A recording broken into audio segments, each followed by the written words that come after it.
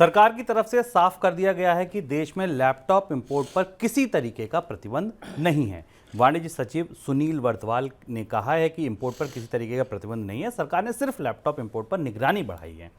सरकार ने अगस्त की शुरुआत में लैपटॉप, कंप्यूटर और टैबलेट जैसे हार्डवेयर के बिना लाइसेंस आयात पर रोक की घोषणा की थी। बाद में इस घोषणा को टाला गया था। अब कहा गया है कि इंपोर्ट पर बैन नहीं है, केवल भाई ला रहे हो, हम देख रहे हैं, हाँ निगरानी है कि आप ला रहे हो। सर, क्यों धीरे धीरे सरकार को पूरा ही पीछे हटना पड़ा?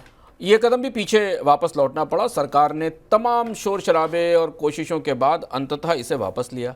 लगाया क्यों गया था? पीएलआई स्कीम जो सरकार की सबसे बड़ी स्कीम थी, जिसकी समीक्षा निकल कर सामने आई तो पता चला कि स्कीम भारत में हार्डवेयर कंप्यूटर बनाने के लिए लगाई गई थी। इसके लिए बजट से पैसा दिया गया था, लेकिन इसके बाद भी भारत में इंपोर्ट तो कम नहीं हुआ और उसमें भी चीन से सबसे ज़्यादा इंपोर्ट होने लगा। सरकार ने अचानक बगैर तैयारियों के एक फैसला लागू कर दिया और एक तारीख तय कर दी जहां से निर्यात के लिए लाइसेंस परमिट राज लगा दिया गया। विरोध हुआ, दबाव बना। दो वजहों से सरकार को इसे वापस लेना पड़ा। पहली चीज़ तो ये कि इसे व्यवहारिक रूप से लागू करना संभव नहीं था, क्योंकि देश के भीतर इतने कंप्यूटर लैपटॉप बनते नहीं।